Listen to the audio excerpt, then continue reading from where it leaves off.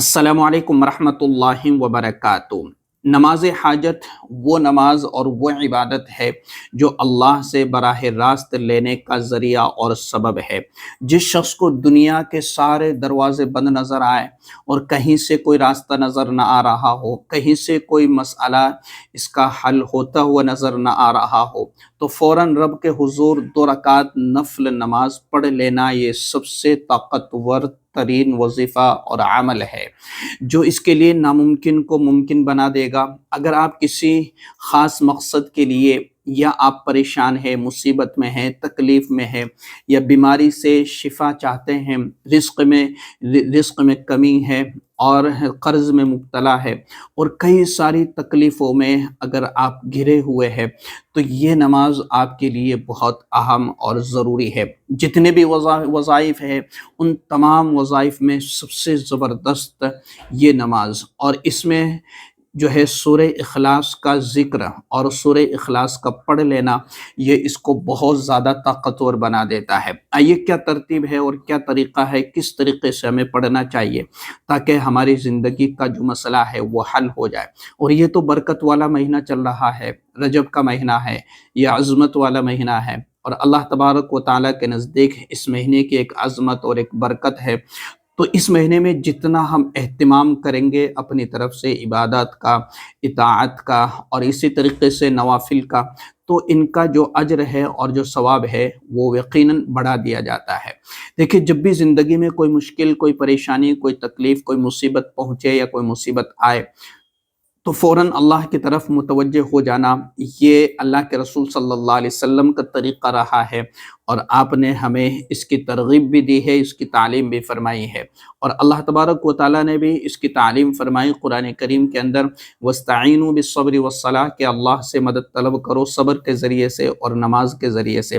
تو نماز کی طرف کھڑے ہو جانا، نماز کی طرف متوجہ ہو جانا، اور جو تکلیف ہے، جو پریشانی ہے، اور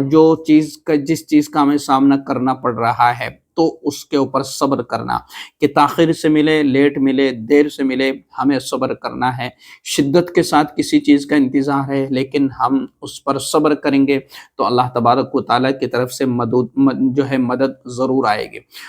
تو اس نماز کو تہجد کے وقت میں اگر کسی کے پاس وقت ہے تو اس وقت پڑھے، اور اگر اس وقت نہیں پڑھ سکتے تو کسی بھی وقت، صرف مکروہ وقت کو چھوڑ کر کے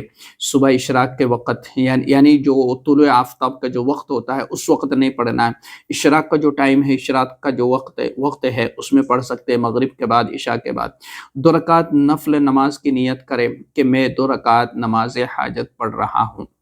پھر نیت کرنے کے بعد میں الحمد شریف، اور جو ترتیب ہے نماز کے پڑھنے کی، الحمد شریف پڑھنے کے بعد میں سورہ اخلاص کو